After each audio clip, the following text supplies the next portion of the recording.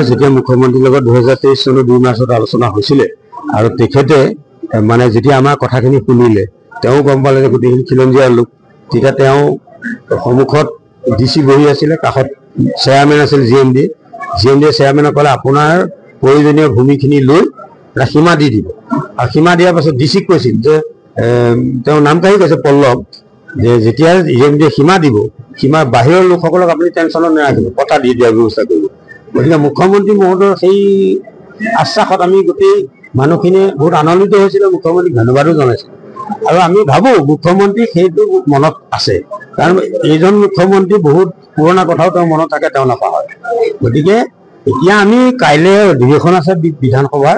আমি বিধানসভাৰ অধিৱেশনৰ জৰিয়তে আমাৰ গুৱাহাটী উন্নয়ন মন্ত্ৰী মহোদয়কো আমি অনুৰোধ জনাইছো যাতে আমাৰ জিএমডিয়ে যিটো সীমা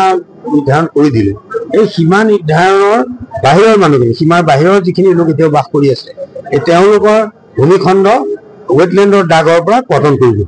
দাগ কৰ্তনটো আমাৰ প্ৰধান কথা আৰু ক্ষতিপূৰণটো অলৰেডি দি আছে আৰচিচিক 10 লাখ আসাম টাইপক 5 লাখ আৰু চালিঘৰ যাৰ ভাঙিছে তাক 1 লাখকে মুখ্যমন্ত্ৰীয়ে যেনেকৈ কথা দিছিল তেনেকৈ তেওঁ দি আছে আৰু এতিয়া যিসকল বাকী আছে তেওঁলোককো দিব এই ভেৰিফিকেশ্যন চলি আছে আৰু সংস্থাপনৰ কথাটো কিনে আমাক চেয়াৰমেনেও জনালে জিএমডি অধ্যক্ষ ডাঙৰীয়ে যে তেওঁলোকে মাটি চাই আছে পালে তেওঁলোকেও সংস্থাপনৰ বিষয়টো বিবেচনা কৰিব সেইকাৰণে বিকল্প মানে তেওঁলোকে কৈছে চাংচাৰি আৰু ক'ৰবাত এনেকৈ সন্ধান পাইছে কিন্তু এতিয়ালৈকে ফাইনেল হোৱা নাই ফাইনেল হ'লে তেতিয়া তেওঁলোকে মানে মাটি হয় কাৰোবাক তাতে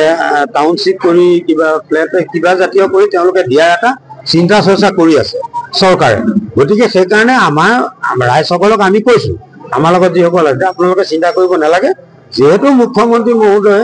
এতিয়ালৈকে আমাক নিদিওঁ বুলি কোৱা নাই আমাক নকৰোঁ বুলি কোৱা নাই আৰু তেওঁ যিদিনা পৰা তেওঁ যিটো কথা কৈছে সেইমতে কাম কৰি আছে আজিলৈকে পজিটিভত সীমা মানে উচ্ছেদিত সীমা বাহিৰৰ আমাৰ যিখিনি বাস কৰি আছো বাস কৰি থকা আমাৰ প্ৰায় 2000ৰ ভিতৰত পৰিয়াল আছে তাৰমানে আমাৰ অকল এই পাৰে নৈ সিপাৰেও আছে দলবাৰী ফালেও গোটেই মিলি প্ৰায় 2000 পৰিয়াল আছে এই 2000 পৰিয়ালে বাস কৰি থকা ভূমিখণ্ড কাৰণ তেওঁলোক বহুত পুৰণা দিনৰ মানুহ গতিকে এই ভূমিখণ্ড ৱেটলেণ্ডৰ পৰা দাগটো কৰ্তন কৰি দিব লাগে এইটো আমাৰ মুখ্যমন্ত্ৰী আৰু গুৱাহাটী উন্নয়ন মন্ত্ৰী মহোদয়লৈ মানে কাটৰ আহ্বান যিকোনো খবৰৰ বাবে যোগাযোগ কৰক 7099017330 লগতে 7099017110 নম্বৰত